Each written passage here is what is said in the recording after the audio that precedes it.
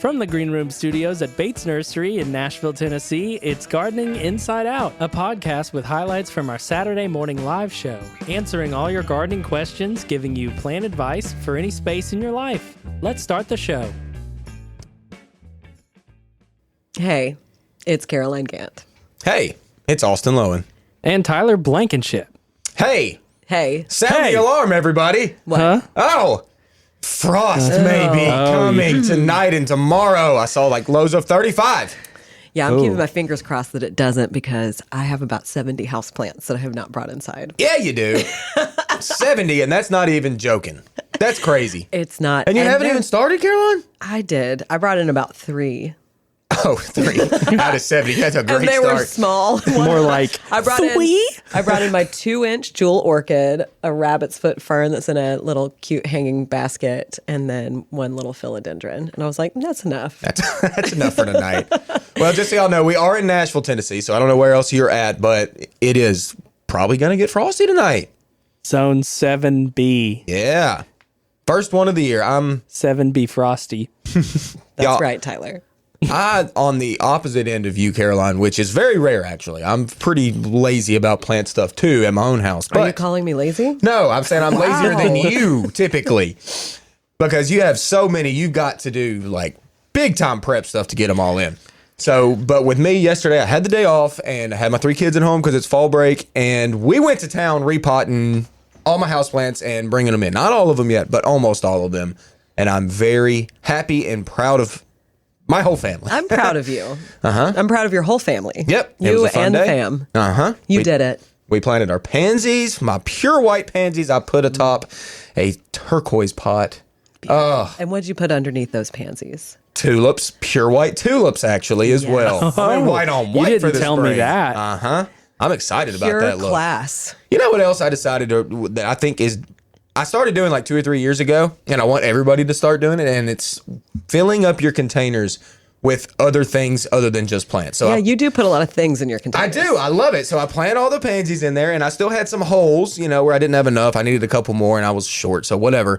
But I did have a little like, hey, y'all, it's fall sign, and like a little pumpkin that I put in there, and other little bitty pumpkins that I got for the kids, like put them all in with it. It's like a fall display thing. You It's have a great. gnome in it too, I think. Yes, it's a pumpkin gnome. It's a pumpkin gnome. They're cute though. It is adorable. It's so cute. I do think everyone should do it. Although I stuffed my mixed container so full that I don't think I could fit anything in there. I know. I saw your mixed container yesterday, a picture of it. It looks really good. What are the things that are in it? I planted it, I think I did it about a month ago. It has some kind of little blue stem. I want to say smoke signal, but I think that's a big blue stem. That black petunias. Oh, yeah. And then a lavender color little aster. And those black petunias are popping off right now. The little blue stem is just about to bloom. And I had deadheaded or cut off a lot of stuff on the asters when I planted them. So they're just starting to bloom. Yeah. It was full. Really pretty pot. Thank you. And then my other one has caramel heuchera in it with creeping Jenny. Very simple. Simple Very but cute. clean. And it should hold up through the winter. Tyler, you were off yesterday as well, and you did some work at your house as well, didn't you? Yes, I did. Greenhouse related, right? Yeah. I love it when it comes effortlessly. Like you're like, I'm going to go out the back and I'm going to clean my greenhouse. And that's what I did. And I didn't have to think about it for too long. I just went and did it. Yeah. It was great. I bet it felt really good.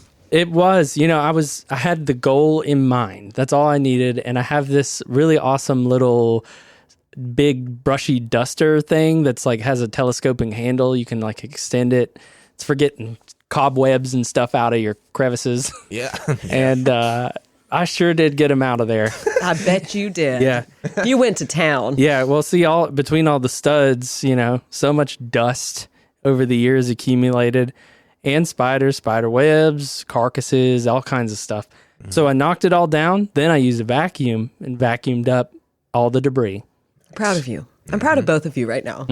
Yeah. It was a good work day. Yeah. I'm not proud of myself. I didn't do any plant stuff yesterday. Move my guava in, so my guava is safe, and also my big Persian lime. Nice. Yep, safe. Wow. Y'all are making me really think about all my houseplants that are outside right now. And you're just going to leave them, right? You say you don't have time to get them in. I'm not going to be home till 10 o'clock tonight. And I know I'm not going to do it when I get home. Yeah.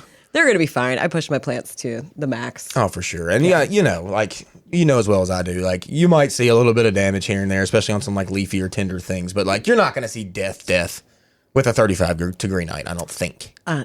It's depending on what it is. So. I was looking up temperatures and, it said signals to slow or stop growth could happen for citrus around 40 degrees and below. So that's what gave me enough action to move my guava and my lime in. I have a navel orange that I left outside because it's not doing so hot. And I mean, it's growing. It's, fine or whatever, but it just doesn't seem like, I don't know. For some reason, I gave it less importance. And I also feel like I need to like do some pest work on it. That's maybe that's what gave me pause. Is like I need to like hose it off. Those in. Exactly. I had such a nightmare of pests last winter in my greenhouse. Yeah. Mealybugs, spider mites. We don't want to repeat that. Scale. Ugh. You had everything. Everything. It was all happening. And then magically it all disappeared once I brought it all out of the greenhouse. And I guess nature was able to pick things off. Take its course. Yep. So, I mean, maybe that means all the other plants are good and they just look bad from that time, Maybe. I know.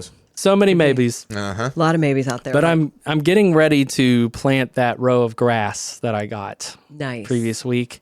Going to be tearing out some weeds, repainting the paint around the foundation before I plant, which is important. Got to have to prepare that surface. Yeah. So it's great project weather. Yes, I love it. It is. Yeah, I know. Yesterday was so nice, sunny, and just like I was in pants all day and a t-shirt. Ooh, you were in pants? You were in pants. I was all in day. pants. You believe that? Pants and a t-shirt. I mean, today No y'all, flannel? I had a flannel on in the morning. Okay. It come off because I got Fall. hot. We talked about flannels last week, so we gotta make sure you're still wearing it. Yeah. Well, I am bundled up today, y'all. It is 55, but it is a cold 55 in the Music City. Austin has, I think, 5 layers on. I have 4 layers. 3 long sleeve shirts and a hoodie. And I even put on my beanie earlier outside. I got so cold. This man doesn't much put on a windbreaker. Man. It would change his life. Oh, man. I got to go all out when it's cold. I don't like it. Too. I hate it. You got to layer on. I'm going to get you a down-filled jacket for Christmas. You're going to lose your mind. You would love it. Thanks, Tyler. I will take that. Wow. Now you got to do it. You've said it to all the listeners. You did. And okay. us. It's coming. Seeking that Costco Eddie Bauer special. Come on, baby. Go ahead and get there. Get me one too while you're at it. I hope so. Oh, man. You know what was a monster yesterday to repot? What? My big pokey euphorbia that I've got. Oh, yep. You took some cuttings off of it, right? I did. I brought them into the nursery today for you to do whatever you want with, I'm going to do stuff with it. Do some cuttings. Yep. And it ended up really nice. But, man, that was a pokey, nasty thing to try to get into a different container. But it looked so good after I chopped it. I mean, I had to chop a lot out of it. I was telling you earlier, like, it was at that dangerous level where it was so top heavy and the pot could not hold itself up that, like, any little kid or cat running by could just be, impaled. Impaled on one of those thorns. Oh. That one in particular, I can't remember the name, but yeah, that one grows all crazy. Like its arms go straight out towards the side instead of up. They'll go any which way, it seems. Yeah, like I saw one is that the one that eventually can like touch the ground and get all swoopy and twisty and stuff? No. Okay. I mean, there was a couple of arms that I cut off that almost like came out and then like twisted the other way for some reason. Yeah, they get weird. Plus, you had yours in like partial sun. Yeah, definitely. So it probably partial got sun. even more. It honestly never even got any direct sunlight whatsoever. Really? It was just a bright front porch that just always stays bright, but never really gets full sun. So, yeah, not an ideal spot for that plant, but it did fine. But it did okay. And it looks great now that you repotted it and cleaned it up. Very happy with it. I used rock from my own house. No, Tyler. From your landscaping? Yeah. You gathered up some rocks? Yeah, that's what I put on top. Nice. Yeah. Then I took it to the sink and I did the little spray feature thing and just blasted water all over them. They look so, y'all know, if you repot plants and then right after you water them, if you do I don't recommend watering leaves all that often, but I had dust and dirt and stuff from being outside. So it just needed a little bath, needed a little shower. And after you do that and you get that clean, just like sheen on the fresh green plant that's repotted, it looks so good. It does. It looks amazing. I love that look. Stunning. Tyler, you're standing up today. It's weird. I don't know why, but it is weird, Carol. I'm trying to Listeners, stand usually more. we all sit together and we're looking at each other. We're kind of in a circle. Tyler's standing up. Tyler is standing over up us, over kind us. of, right now.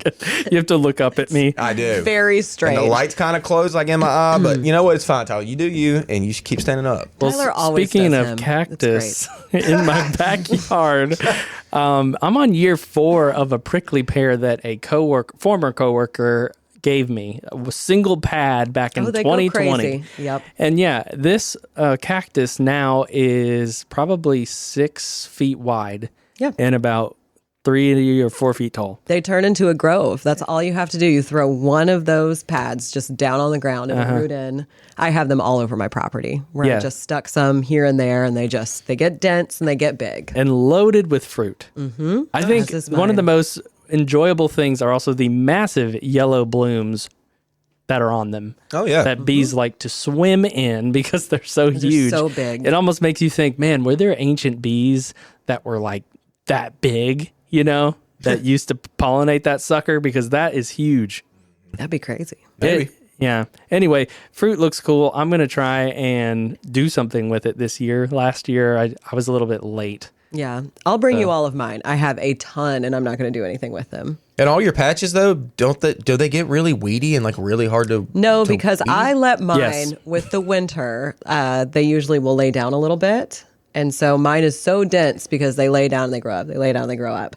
I mean, my patches are probably 4 foot tall and then about 6 feet wide. And there's no weeds coming up. Every so often, a little elm tree, which is the worst thing to pull up, will come up, and I'll have to get gloves on and get in there. But I don't have grass or anything coming up in mine. Interesting. Oh, And yeah. there's grass all around. I have terrible amounts of crabgrass that was growing up in mine, and you'd have to reach under and around it to try and pull it. Eventually, I gave up.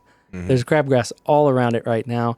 I did kind of like trim it back just to keep it from looking crazy ratty. But it was a challenge, and I am definitely going to reduce the size of it this winter. Let it dense up. No, That's what mine. There's crabgrass all around mine, but it doesn't grow in it because there's no sunlight like in the middle of the plant. there's not enough space for this plant where I have it. It's literally in like one part of my waterfall bed, which I think the depth of that bed was like 2 feet. And then maybe it's like 4 feet wide. So it's spilling over on either side into other areas where I had, it's beautiful though. It's rocky. I love the look of it, but it's just monstrous. It's a great plant. I have a lot of space for mine, so I just let it take over. But all I'm thinking about right now is my house plants and how I didn't get them inside. Well, But they'll be fine. Caroline, help us. They're tough. It's a They'll lot be of okay. big, giant cactus, and I know that they can actually take it into the 20s as long as it's kind of dry. So they'll be okay. they'll be fine. We'll all be fine. We'll all be okay together. We'll just be a little bit chilly. But at least we have our flannels that we can wear so we can stay nice and cozy, except for Tyler. That's right. Hey, Tomato Saga update. Oh. I didn't realize I have like so many. I have like 10 or 12 green tomatoes of decent size. I'd say 2 to 3 inches. And these were not the ones that were grown in a pot. These were just in my raised bed. So they really went crazy. I can't remember which varieties they are. If they're like the leftover celebrity, maybe because I had a 4-pack, put 3 in a pot. Maybe that was it. Probably. But I'm going to fry them up. I'm going to make fried green tomatoes. You were said supposed that to a do that couple 2 weeks weeks ago. ago. I know. Oh, yeah? Well, you need to gather them tonight, Tyler. Don't let the cold I had to get injure 'em. supplies. I had to get a splash screen to make sure that the fry oil does not shoot all over my stove and my body. And So, and I also had to get the stuff to like prepare it with, like the panko and all that. yeah. Yeah. Well, All right. you're prepared. I'm Now a busy harvest guy. those tomatoes tonight. Don't let this cold weather make them yuck. The tomatoes have already been harvested. I did that yesterday Okay. too. Good. Yeah. Good. I'm still waiting on that. It'll be I know. fine. It'll be great. You'll bring some in for us. It's to amazing try. how tough they are. Yeah. Then like when they're ripe, they're all mushy, but they're just like, nope, I'm solid, bro. Yeah, I'm not going anywhere. Yeah, they're firm when they're green. I would expect a lot of that cool or warm season stuff to be probably kicking off tonight, or at least looking so bad you'd want it to be dead. Yes. Tomatoes, peppers, things like that. I'd especially want to outlying mention areas. that. for sure that needs covering if you want to keep it going or growing. Yeah. But at this point in the game, it's like, okay, I'm about done. I'm letting mine go. Yeah, I'm done. Letting Mother Nature take it. Take it. Speaking of taking and letting go, let's let go of this intro and get into the broadcast. For I think this we week. should. I think it's about time. We had everyone on the show. The three of us, Josh Carey and David Bates, we were all back. It was a good show. We had a lot of good questions, and we answered pretty much all of them. So We did. It was fun. And it was all entertaining. Always. Always entertaining. We keep it entertaining. Let's go ahead and keep on entertaining you. Let's get on into it. Yeah, the nursery has been busy. A buzz. There's been hopping. a buzz. And I think even people just coming out to walk around Oh, yeah. and just look at everything. It's just a great place. I mean, to see what we have right now, like we are so full of plants right now. And like the weather has cooled off so much where people want to get out and dig and they want to work and they want to get beauty in their yard. We've got it. We've got all the beauty here. We really do. We're no shortage of plants here. We're not like slowing down for the winter. No, we're kind of gearing up. It is time. You know what we definitely don't have a shortage of? What? Pansies. So come see Jane back in the greenhouse. Jane Yes. and all her pansies. Our pansy selection is money right now. Money. Shout out to Jane, keeping them all clean while smiling the whole time. I know. I gotta get my pansies. I've been lazy about the pansies. I can't believe you haven't gotten your pansies I know. yet. You're I preach so it. behind. I preach it every week. You got to get your pansies in, and I haven't done it yet. I know. Well, I will say I bought 2 6-packs of violas probably almost a month ago, right when we got them in, and they've been sitting in the nursery pots or whatever those are called. And then they flatten out, and then I have to water them and revive them. They don't look great. I should have put them in the ground or waited like you. Well, Renee went through a didn't do it. phase where she was. I caught her doing, to see how tough plants were. She would buy them in love that. and let them sit for a month or two just to see how tough they were. Yeah. I don't think that was her intent, but That's me too. I do the same thing.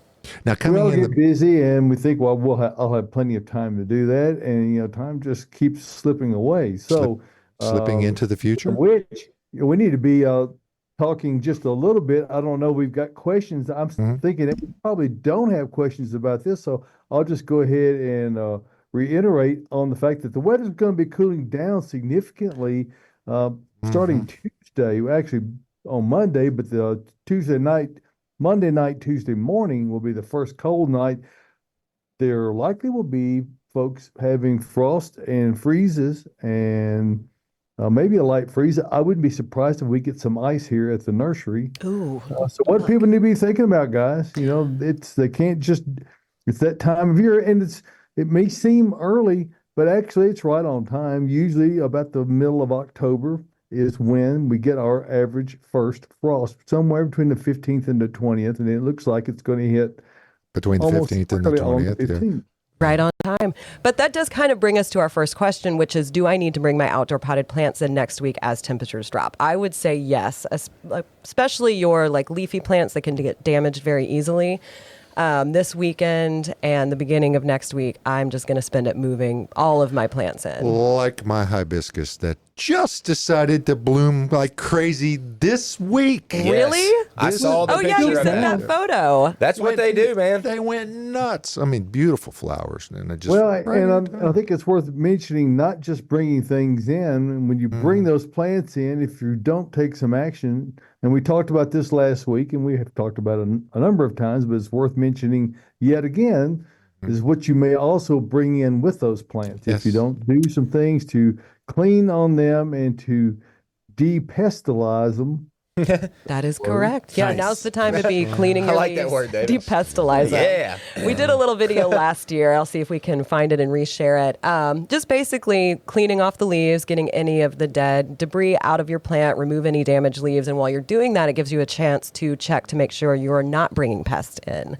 So you want to look for mealybugs, scales, spider mites are going to be your main ones on those house plants. Spiders. Spiders. I don't mind bringing in spiders because they eat stuff. They're very friendly.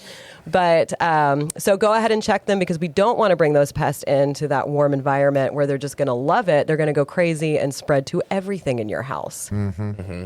But I really like to prune stuff too. Like if I need to get any pruning done, like I just take care of that while it's outside, throw it in the woods, and then I can bring it inside. Well, really, I love to throw stuff in the woods. Also too, I like to like my indoor plants that I have outside during the season. Like I've let them go pretty dry at this point. Like the weather is cooled enough, so they're not like dying or anything, but they're super dry. So I'm going to water them thoroughly outside so they can drain all out sufficiently, and then I can bring them inside the home without having to water them inside. And then I got another probably month before I have to water most of them again. Yeah, you let your plants get to the brink of dryness, death, before you water them. I do. I like doing that. And I've had most of my plants for like over a decade. So like, it's working for me. You've had some plants since undergrad, right? Since you were in college, and they're still kicking. Yep, they're doing fine. And one nice thing about this week, we're not getting any rain, so you don't have to worry about it raining on all your plants, and then you have to bring them in wet, which seems to happen to me every single year. Time. And then I have water all over my floors. Luckily, I've got some waterproof, nice flooring in the main room, so it's okay. Nice. But yes, it is time to bring those plants in. If you have questions, you can always DM us if you're not sure what pest you found on your plant or how to treat it. So I usually tell people to start with less, spot treat it if you can, rubbing alcohol, neem oil, and then bump it up. I do know some people that just pre-treat all of their plants before they bring them for the winter with just a systemic treatment, which just makes your plant poisonous. But I steer clear of that because I don't love it, and I have a lot of pets that really like to mess with my plants. But hey, Josh, going back to your hibiscus, man, that thing was money. It was gorgeous. Money.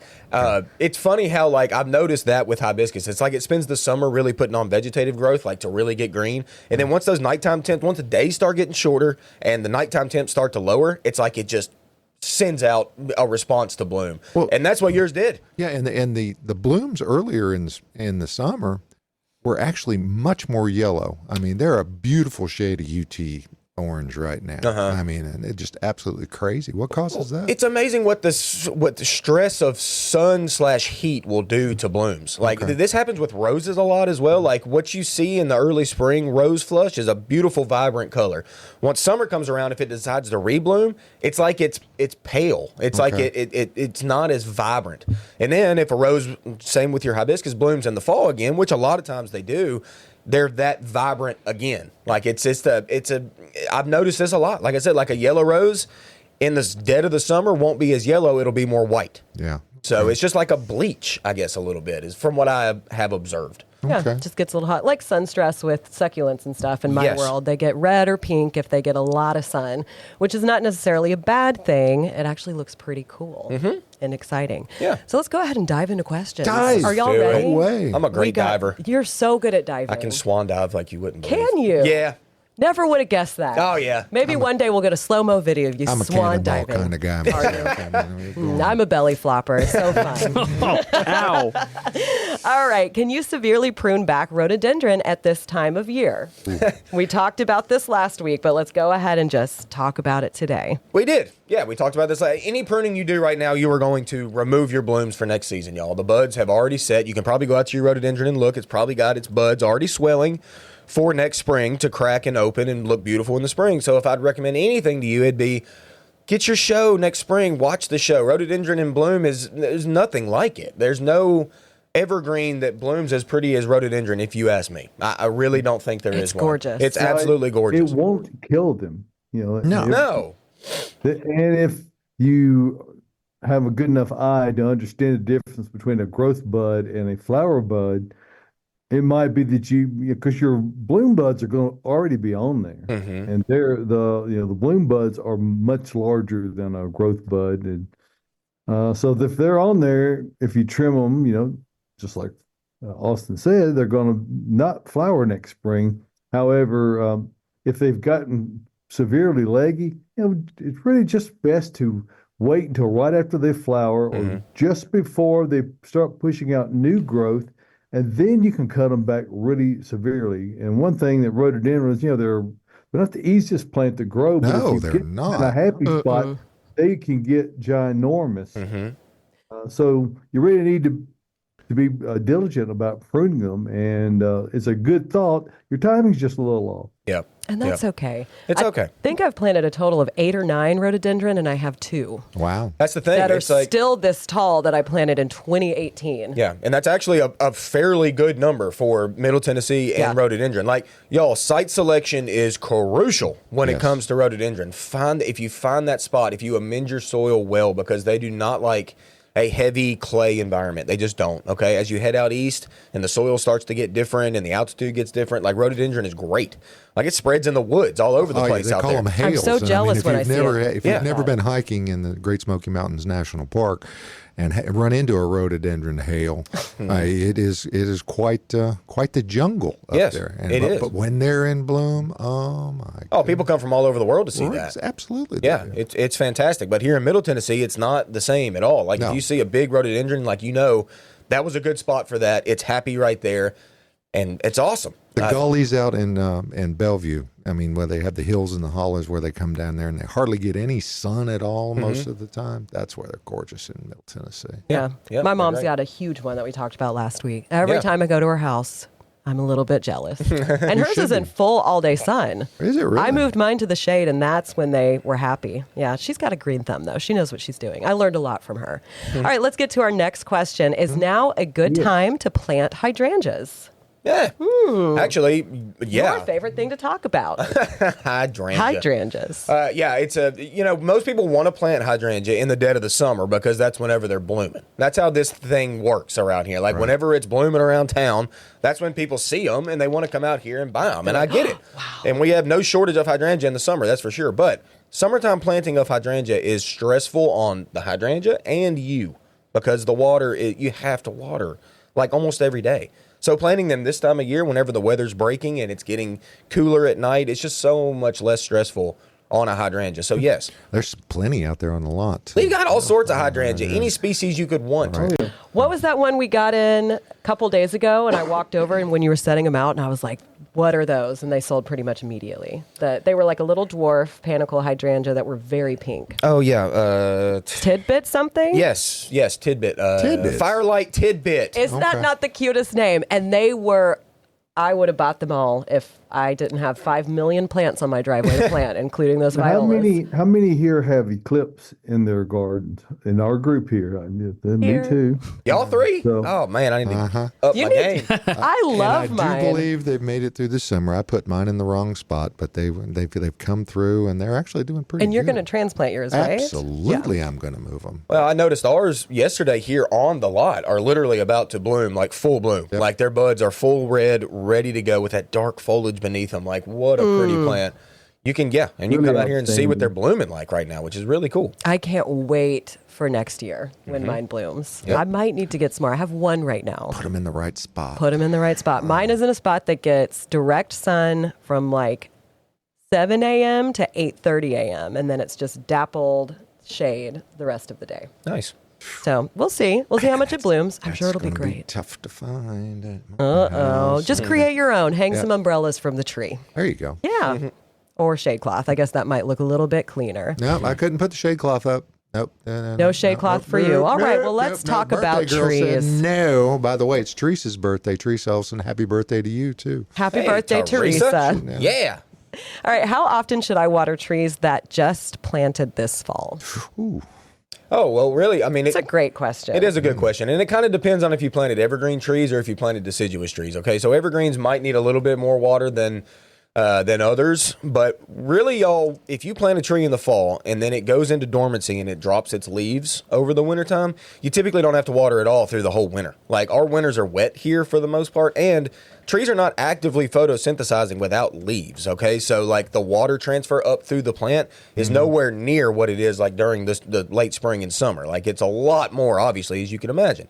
It needs more water in the summer, so your watering is going to be backed off a lot through dormancy. So, and honestly, not even at all. Like I'm getting ready to plant deciduous trees, like 3 in my yard. I'm going to water them deeply right after I plant them. And then after that, I'm going to watch them be sticks through the winter. And I ain't watering them. They're You'll gonna come- never water them again after No, not if they go through winter and then come back in the spring. Like, no. Gardening Inside Out is brought to you by Earth Mix Garden Products. creating regionally sourced high-quality soil blends and amendments for the sustainable-minded gardener. Fall and winter are great times to plant in the Southeast, and Earth Mix can help you with Landscape Soil Conditioner. Mix Landscape with your native soil to feed all winter long. Added mycorrhizal fungi help your plants get established faster and increase hardiness through the year ahead. Visit earthmix.net for more information and retailers near you. Remember, success begins at the ground level when you use Earth Mix garden products.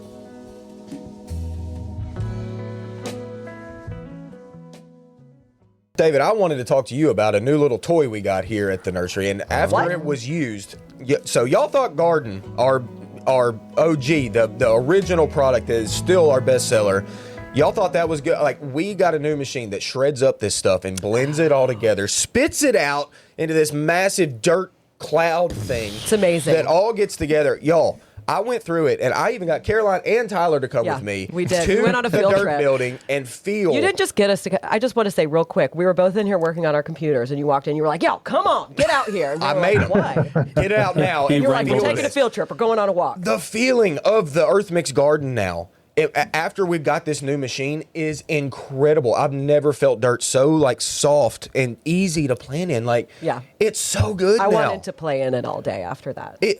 It's And what so it good. gives us the ability to do is to sell the same quality of product in bulk as we have been able to offer in a bag, and that was really the motivation behind it, was to really have a completely processed product at every level. So, by doing so,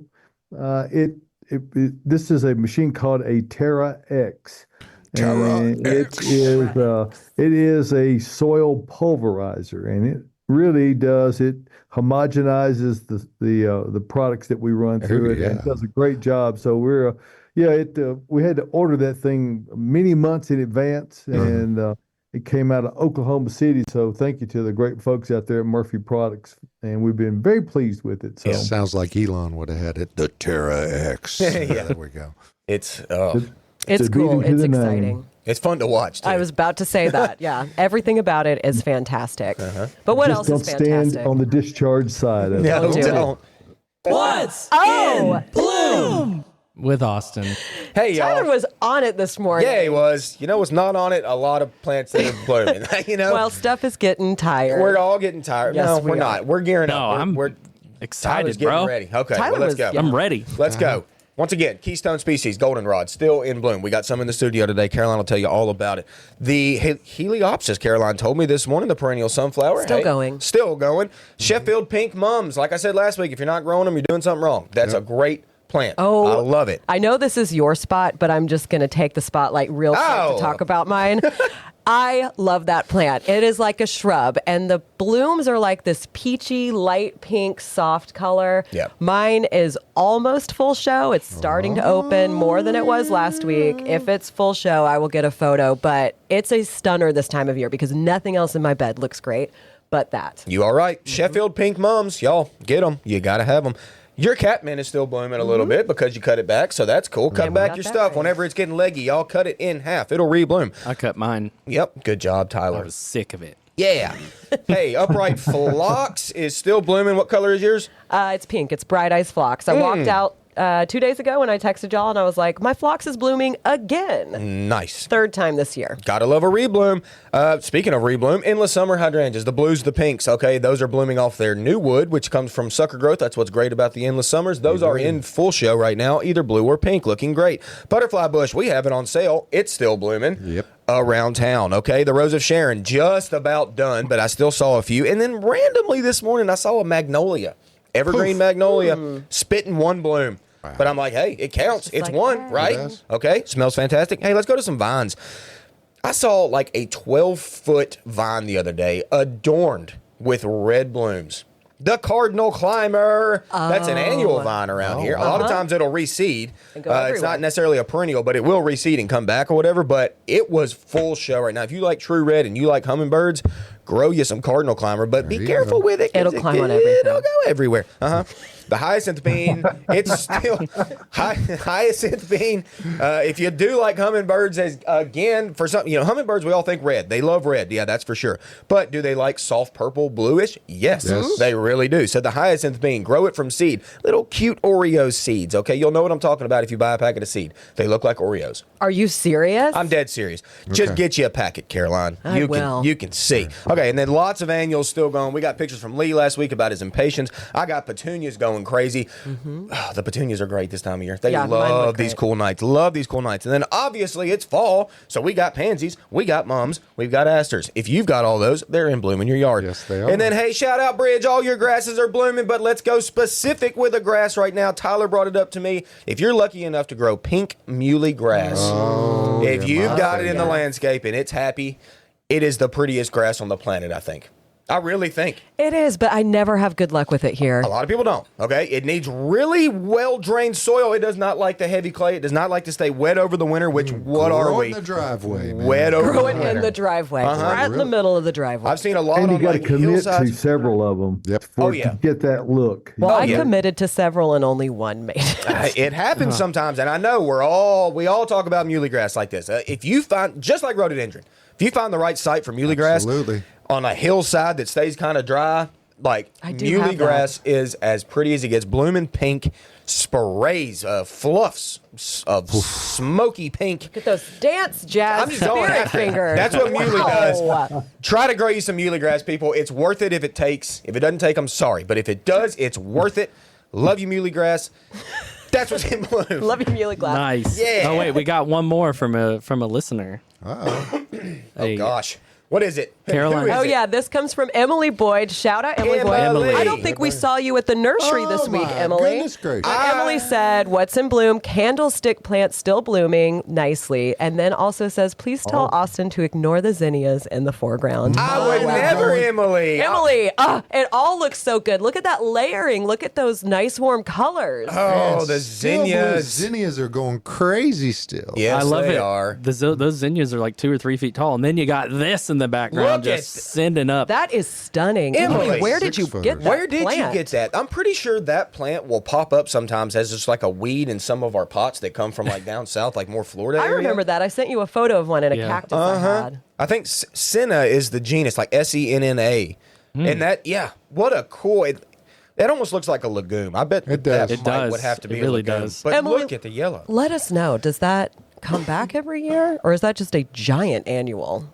It looks huge. I know that when I've seen them in pots growing just like randomly, they get huge very quickly. Yeah. So I think that might just be a very big annual. Emily, you're Emily, great. I hope you're watching and you How's- can tell us. You know- Because we need to know. How's your Japanese maples doing, Emily? I know you put them in pots. I want to know how they're doing. we have so You many just recently questions bought for some. you. I'm sure they're fine. Maybe we'll see Emily today at the nursery. Because Emily, come on out. I have not seen Emily yet this week. But that was a great segment. And Yeah. Emily, gorgeous, gorgeous photo. She got, I love she got zinnias. a wow from Joyce Hooks. Wow, Emily. Wow. Hey, Emily. Joyce, we saw you 2 days ago. Yes, and- She can't stop. She almost hides from me now because she's almost like embarrassed. She's like, I'm back buying more plants. Like, There it's is an no addiction. shame in buying No, plants. I there's not, probably buy Joyce. more plants than anybody. No, and don't try to hide from me. I love talking to you. Love Yeah. seeing you. Love seeing what you're buying. Austin's a lover. He is. Yeah. It'll hurt his feelings if you hide from him. Don't She do didn't it. hide from me. That was a joke, but it was still funny. She's out here all the time. Well, you might have been busy. I mean, like I said, the uptick at the nursery here, we have been slammed and we've been with guests back to back, which is what we love. But hey, we did get a question from Joyce. So let's go ahead. Sorry, Joyce. Let's get into it. I grew some dahlias for the first time this summer. One of Austin's favorites. Great. I see we may have some low temperatures in the 40s and maybe even the 30s soon. When should I lift the tubers? You know, Good question. I really think you should kind of leave them until like the foliage gets like damaged. So I don't think that the foliage will get damaged at like 38, like around 34 or less. Maybe you would probably see some damage on the foliage. Maybe. Yeah, you're right. Maybe. So don't rush too much. Joyce, are they blooming right now? Like, are they still going? Because that would be kind of cool. If they're not blooming, then like it's not going to hurt if next week we get to 38 and you decide, okay, I'm just going to go ahead and ground lift temperature is these. still going to be warm. Still going to be yeah. warm, yeah. Like I still think we have some time for the dahlia tubers, so we don't think have to so. rush on that too much. Wow, Emily said that's just 2 plants. Good Lord, Emily. Really, how tall is that? I mean, it looks like and her 20 fir- feet tall, but I know her it's not. first year growing. 20 feet. I'm bad at height guessing. Just ask my No husband. kidding. Well, you're good at a lot of other things, so That's right. I don't need to be good at Well, the guessing height. perspective, I'm going to guess that it's probably about 6 feet tall. Emily, let us Yeah. know. Yeah. just saying, 20 feet, 6 feet? I don't know. Yeah, just they to are jump in blooming. and say something about dahlias real quick. I planted one last year that I got here in a pot and planted it in the ground. And then before the cold temperatures struck, I just popped that bad boy out and put them in a container and then put it in my greenhouse. And it still kept blooming and flowering like nothing was wrong. Now, it definitely hadn't gotten rooted in as much, but it was fine with its new home over the winter. But you keep your greenhouse at a certain temp. I mean, it's climate controlled, right? Yes. I have a heater that keeps it at around 55 degrees, I think, 50 or 55 in the winter. Okay. Little infrared heater, and it does a great job. Nice. Lovely. Yeah. Hey, and then Emily said, my first year of growing candlesticks, that's only 2 plants, as she said, I'm told they may come back if well mulched. They're over 9 feet tall. Oh, wow.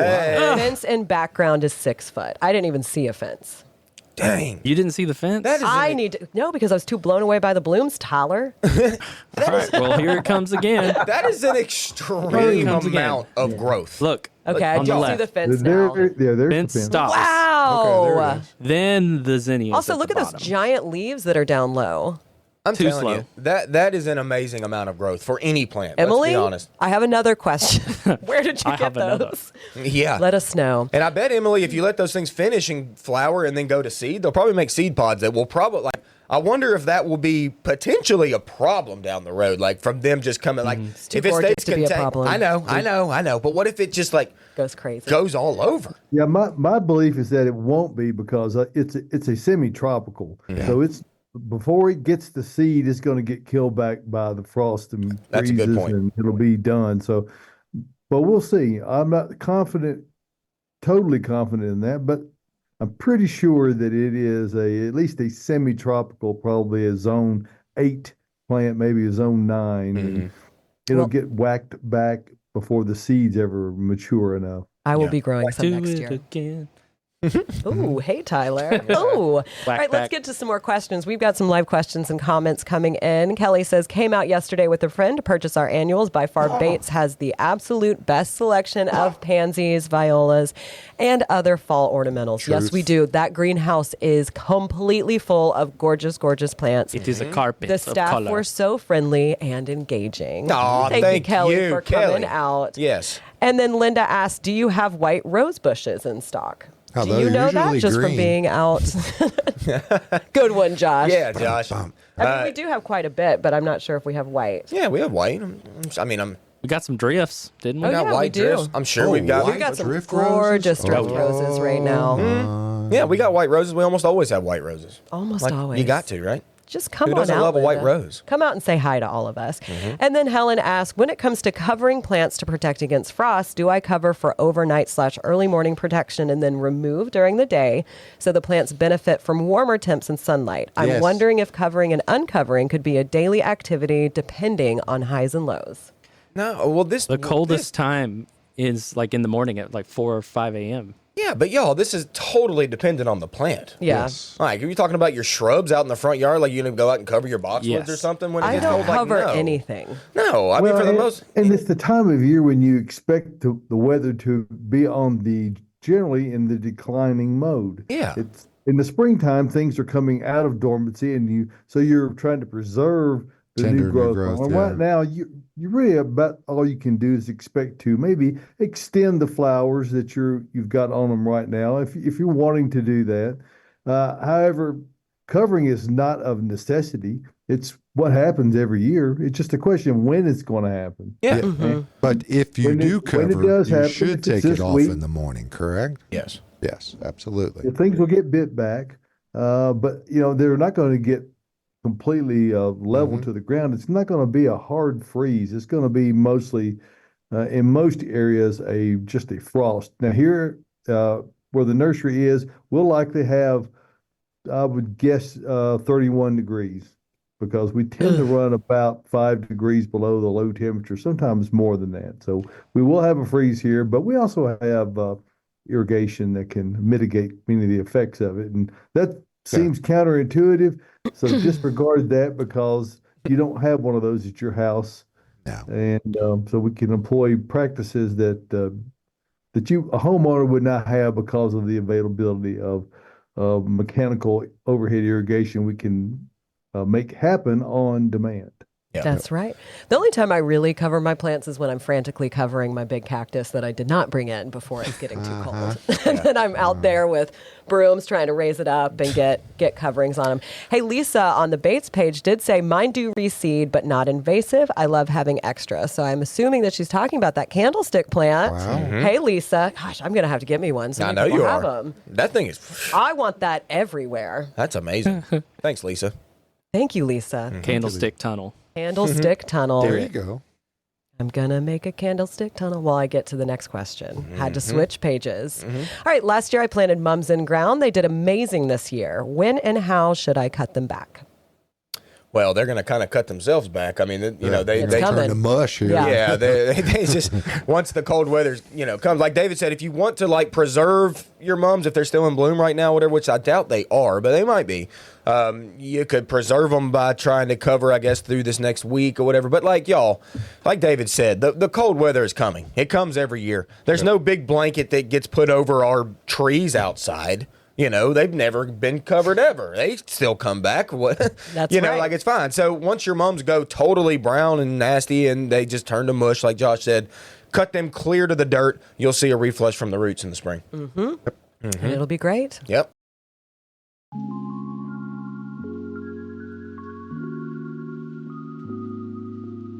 Additional support for Gardening Inside Out is brought to you by Bates Nursery and Garden Center, a third-generation nursery located in Nashville, Tennessee, and 20-time recipient for Nashville's Best Garden Center, offering the widest selection of new arrivals for fall, like specimen conifers, Japanese maples, and pansies in nearly every color. Open year-round, minutes from the heart of Nashville in beautiful Whites Creek, Tennessee. Browse their selection online anytime at batesnursery.com. Bates Nursery and Garden Center, beautifying Nashville since 1932.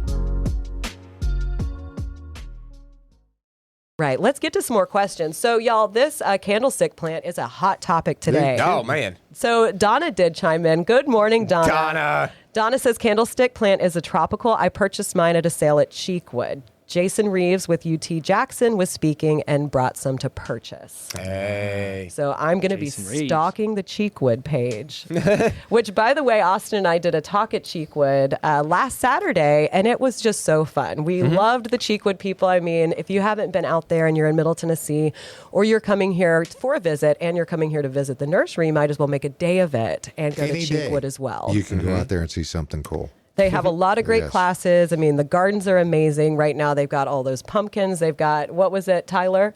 A mumpkin. Pumpkin. A mumkin. A huge pumpkin. It's probably made like of 10 mums. feet tall. Yeah. Metal. But shout out to Cheekwood. Y'all were great to work with. I mean, I know Austin loved teaching. I loved it as well. Very engaging students. So, yeah, we had a good time. And then Lisa asked, should you cover Sheffield pink mums? Mine are in bud, but no blooms just yet. I haven't ever covered mine. I don't think those blooms will be damaged by the weather that's coming up at all. No. I really don't. I mean, if you're really worried about it, certainly you can throw a sheet over it, but I'm not thinking there will be damage. No. Yeah, make sure you put like some bamboo stakes or something because they'll Above the lay foliage. out really easily. They get a little tall and leggy. Mine are growing in like partial shade. So if I were to cover them, I would definitely, help them stay up a little bit. Yeah. Japanese Austin, I've maple. got a Japanese maple pruning question for you. Coral bark maple. Big growth this year. I'd say for like a month or two, it did live in a bag. I zipped it up in a bag to prevent cicada damage. When I unzipped it, it was fine, but the branches are now almost leaning over to where they're touching the ground. There's so much like growth. They're heavy. Okay. Do you think that will eventually like harden into more of like a weeping type branch and then it'll grow off of that? Or do you think I should be staking those up to keep it upright? That's kind of up to you, Tyler, but I will say with coral bark specifically, those long, leggy limbs, coral bark naturally has significant dieback from the tips almost every single year over the wintertime. Like we see more dieback on that specific cultivar than probably any of them. So I would say those long, stringy tips that you're seeing, Tyler, will probably get knocked back a little bit. The way I like to deal with that is just let it be for now, let it go dormant, and then let's do some pruning where we shorten, a little bit over the wintertime to kind of cut the leg out. Y'all know. Plus, Cut the leg out. The coral-looking bark on it is not on the old wood. I mean, it starts getting woody, and then you lose that coral effect. It's only on the wood that's about a year old. So if you cut it now, you're going to lose that. And also, if you wait, you'll just like Austin said, he seems to be right a lot. Yeah. Strange. You wait and let the dead wood, it'll tell you, but what'll happen is if it does survive, it'll turn and grow back up again. Not the best look. No. I would wait and cut it in the spring and perhaps do it fairly severely. Hey, speaking of Japanese maple, Emily Boyd sent us an email with the info about the candlestick plant, but at the end she said, yes, the Japanese maple are doing well, and so is my new single stalk Natchez crepe myrtle. I have named him Austin. Oh, Emily. Yay. I remember loading that thing up for you. That was so fun. And I love a single stem crepe myrtle. I do too. Like tons of people have multi stems. Like that's The great. single But to stem see is a single, so cool. They're so cool. I love it, Emily. Thank you for As that. they get That's very mature, sweet. my mom has some huge ones that I'm so jealous of them. But we do have a lot of questions to still get in, so let's go ahead and dive in. 4 minutes. 4 minutes. Thank you. Wow. Lisa Green says, should you cover Oh, we already asked that one. Oh, Caroline. Gina Mansfield Knock that one says, out. hi, should I cover my Bates Meyer lemon or bring it in the garage? Bring it in the garage. Those are very tender plants. The leaves will get hit very quickly and they will drop their buds if they're blooming or about to bloom. So now's the time to go ahead and bring that in. And then Jane Ed Gibbs says, good morning, fellow Bates fans. I'll be covering a few midsummer planted tomatoes that have beautiful fruit, not quite ripe. Already been trimming back and removing earlier season tomatoes. And then she also says, thank you for the grass sale. I found one that will tolerate a sunnier location. Nice. See, Yes. She's got it. That's like I said earlier, knowing which plants you're talking about. She's got tomatoes that could certainly get injured by what's coming up, and she still has fruit on the vine that she wants to pick. So this is the type of plant that is perfect to try to cover up to protect from those frosts and freezes that we potentially might have, or at least the colder weather. Yeah. So perfect example of a plant that you should probably protect if you want to get the fruit. That's right. Great I've point. Could be still got some picking fruit a tomatoes. month from now. Yeah, exactly. Could be. Right. Yeah, Jana, keep it going. Uh-huh. All right. And now we've got a succulent question. Can leggy succulents be cut back to shorten their height? If so, how do you do it? Absolutely, they can be cut back. If it is a, did you see that one more time? If it is an indoor succulent, you can go ahead and cut it back now and not worry about anything. Succulents, a lot of them, I mean, it depends on the type. Some can be a little more finicky than others, but most respond really well to even be cutting all the way back to just about the base of the plant. So like I said, if it's indoors, you can do it anytime. The reason why I say that is if you have a sedum that's outside, I would not suggest cutting it this time of year because we're about to move into winter. It is so wet and humid here in Middle Tennessee that you run the risk of rotting that plant. But you can cut that plant. It's going to respond really well. It's going to shorten it and bush back out. And then how much water does an Areca palm need? I can't seem to figure out how much soil moisture it wants. So I would say with palms, a lot of people have trouble having them indoors, and one of the issues is they do like more humidity than you would think they do. So if you have a humidifier, put that near the plant or in the same room, or you can do a humidity tray. All you do is take a saucer, put some rocks on it, water, and then your plant in its pot on top of that. Okay. And so, like I said, when the water starts to evaporate, that plant will get that humidity as it comes up. Okay. Cool. Really cool stuff. Caroline covered that in her houseplant class. I covered a lot. I went for almost 2 hours. I couldn't stop talking. Hey, before we go, I got to give a quick shout out to my boy Chris, who was out here yesterday. He is probably listening right now. I hope you are. He is new to gardening, somewhat new. He started with our podcast, actually, and then found us, and he watches us here. The Newsletter podcast. First. Yes, newsletter podcast. Then the show. He watches all our YouTube videos. He has become addicted to plants.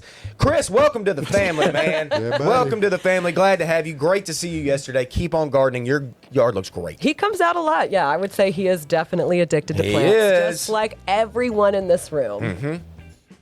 Absolutely. It was nice to meet you, Chris. Absolutely. The music means something. That music means it's time for this edition of Gardening Inside Out to come to a close.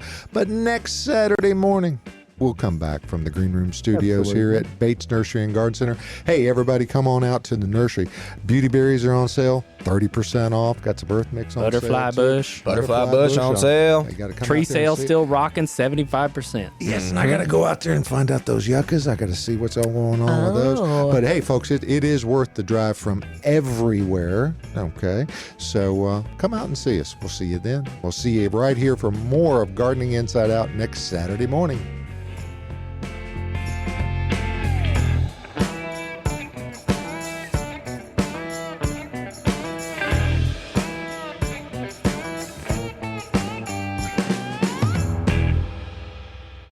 Thank you for tuning into the Gardening Inside Out podcast. If you're looking for more information or more from your hosts, don't forget that we have a live Saturday morning broadcast, 8 a.m. Central Time on YouTube and Facebook. You can also follow us on our Instagram channel. That's @Gardening Inside Out for more posts, reels, and in-depth dives to topics and things we've discussed on the show. If our content resonates with you, consider giving us a follow, like, and subscription on all of our social media pages. See you next time.